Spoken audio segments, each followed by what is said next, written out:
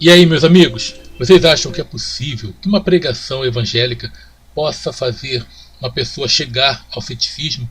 Você acha que dentro de uma igreja cristã é possível que alguém chegue ao ateísmo meditando naquilo que as pessoas falaram? Não sei. Bom, esse é o quadro O Caminho para a Razão, a partir de 16, e eu vou explicar um pouquinho. Vem comigo.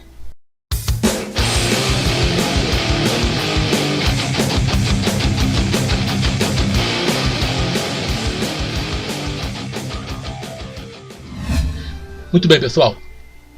Como eu falei, o quadro O Caminho para a Razão, eu achei que eu tinha terminado, porém eu lembrei de algo que eu sempre vou acrescentando. Então isso aqui é só apenas um adendo ao quadro que eu tenho que eu conto o meu caminho da época que eu era cristão até sair da religião propriamente dita, a religião instituída, e depois, uma vez fora, saí da crença e cheguei ao ateísmo. Muito bem, gente. Vou mostrar aqui para vocês. Vocês estão vendo, na época não era totalmente assim. Olha aqui a tela. Isso aqui é a Avenida Macapá, gente. Isso aqui é uma avenida do bairro de Ipatinga, do bairro Veneza, que fica na cidade de Ipatinga, Minas Gerais.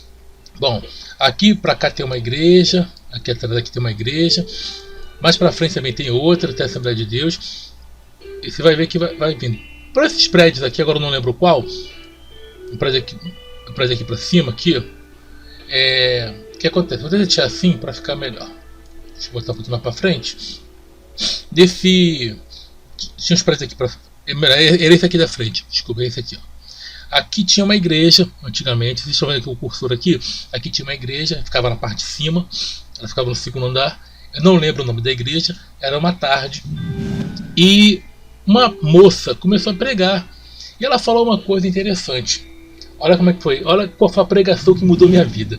Ela falou assim: se vocês chegassem na sua casa e tivesse um parente seu morto, ela falou assim, morto, e o que dependesse fosse da sua fé para que o milagre acontecesse, será que esse seu parente seria sepultado ou ele seria ressuscitado? Engraçado, né, gente? Aquilo ficou perturbando minha cabeça. Ficou assim, será que eu não tenho fé? Porque milagres não acontecem. E na época eu acreditava que existiam milagres, mas eu pensava, bom, deve ser alguma falha na minha vida, deve ser alguma falha na minha conduta, ou está faltando fé, sabe? Mas eu fiquei pensando, se algum parente meu morresse e na hora que eu chegasse dependesse da minha fé para que ele se levantasse, para que esse morto fosse ressuscitado, será que aconteceria um milagre? Aí eu comecei a pensar, e aquilo começou a me perturbar. E eu pensei assim, peraí, fé eu tenho. Já estou um tempo nessa religião, tá? No caso eu não tratava como religião, eu achava que eu estava no caminho do Senhor. Eu pensando assim, bom, fé eu tenho, mas se milagres não acontecerem, se milagres não acontecem? E por muito tempo, às vezes quando eu questionava, quando eu pensava nisso, vinha também aquela coisa na minha mente, que é assim, quando você acredita em algo, qualquer coisa que você defende, a sua mente trabalha para defender aquilo que você tem como verdade. Então isso é normal, não é o Espírito Santo agindo, nada disso. Qualquer posição. Só que quem é cético sabe muito bem que isso acontece também diante daquilo que ele defende. A mente trabalha para que você venha defender aquilo. Então quando acontecia isso, eu pensava logo, será que é o diabo colocando dúvida na minha mente?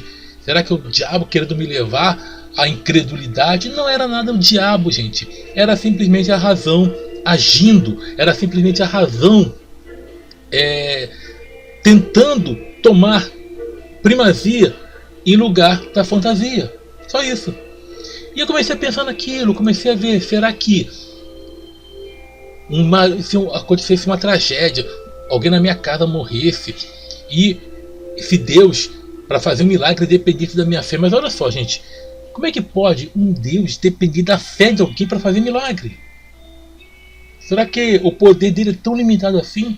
Só que eu cansei de escutar gente que falava que fazia milagres, que fazia, acontecia, que chegava, orava, morto levantava, fazia nascer dente, fazia levantar de cadeira de roda. Só que eu nunca presenciei isso.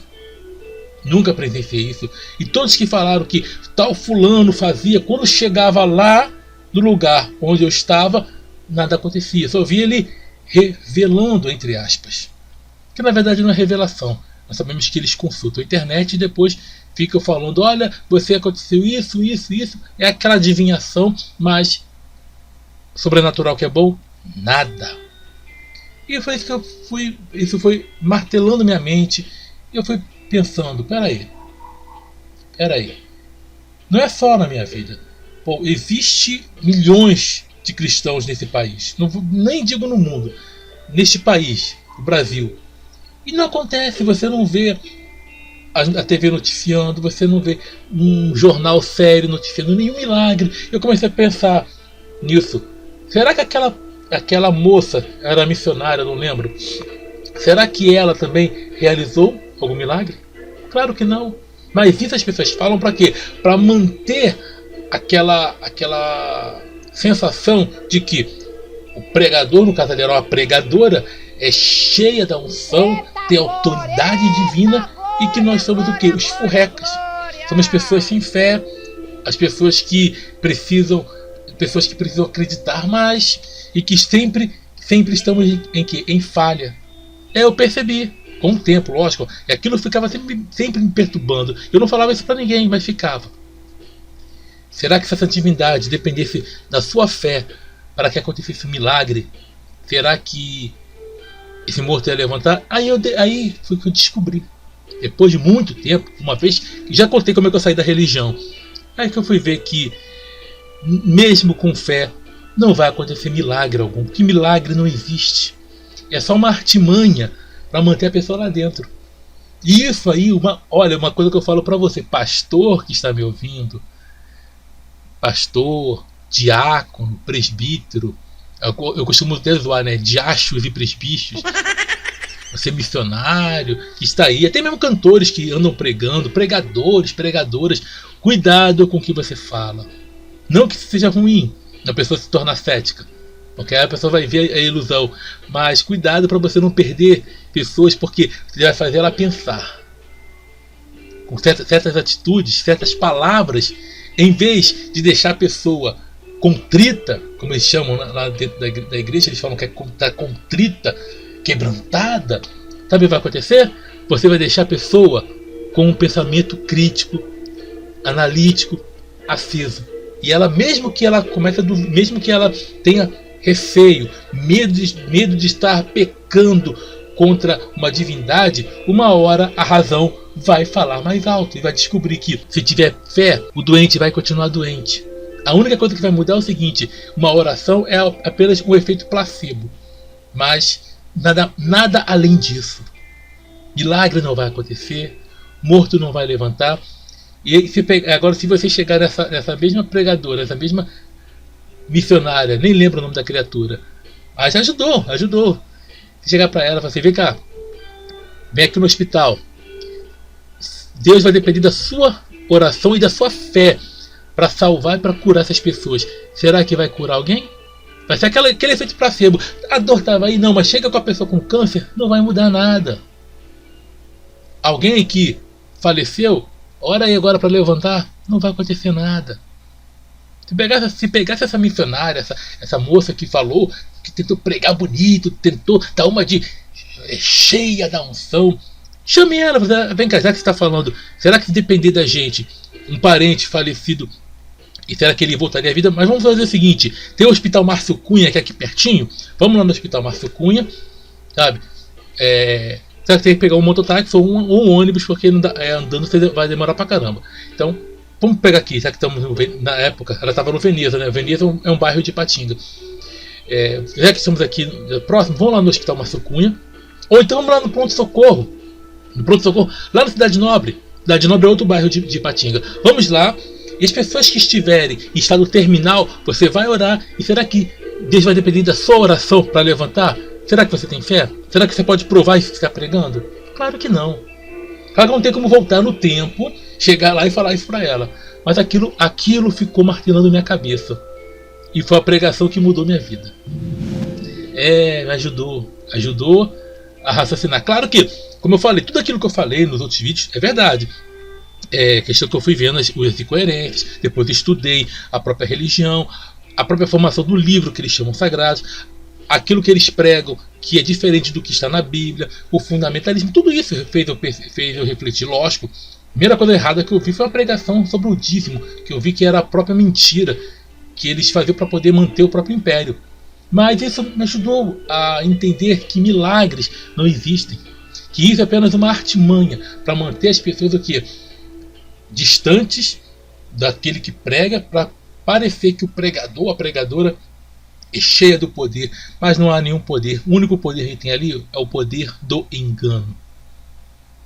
Então cuidado. Agora preste atenção você. Analise por você mesmo. Busque por você. Não adianta você achar, será que eu não tenho fé? Meu parente não curou, eu orei porque eu não tenho fé. Não, se você orou, você tem fé.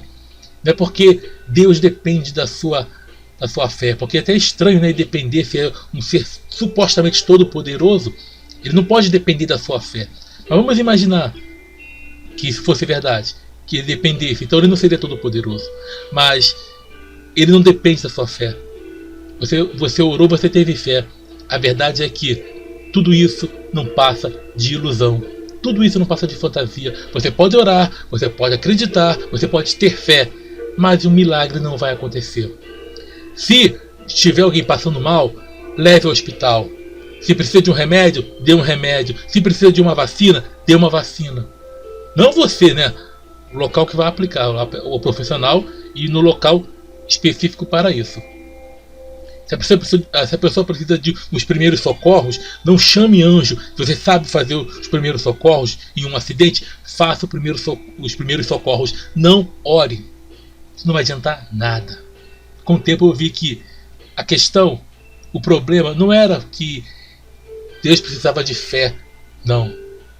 O problema é que eu vi que soluções só podem ser resolvidas com realidade, com ação humana específica para cada problema. Não era falta de fé. Então eu digo, aquela pregação mudou minha vida. Mudou como? Me deixou rico? Não. Fez eu pensar. E aí, uma vez que você pensa, você não tem mais como ficar com a ilusão. Porque quem quer acreditar, gente, ele rejeita a razão. Ele rejeita a evidência. Agora eu quero realidade. E foi o que aconteceu. Então, esse é o caminho para a razão. É você pensar, é você analisar, é você investigar. É você criticar, é você duvidar. Até a hora que você vê a evidência. Depois que a evidência chega, a dúvida vai embora. Mas, diante de alegações fantasiosas, vamos duvidar sempre. Sempre. Aquilo que é apenas falado por falar, vamos duvidar sempre. Tudo bem? Então, esse aí é o caminho para a razão.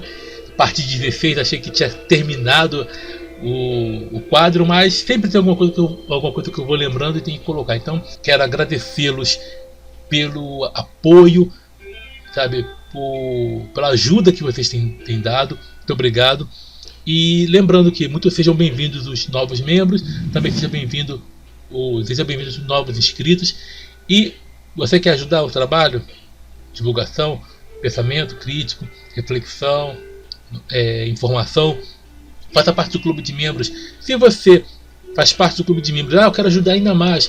Fábio, eu não tenho como, não tenho cartão de crédito, eu não posso ajudar o clube de membros, mas eu quero fazer uma transferência, tem a chave Pix, vou deixar na descrição ou no comentário fixado, tudo bem?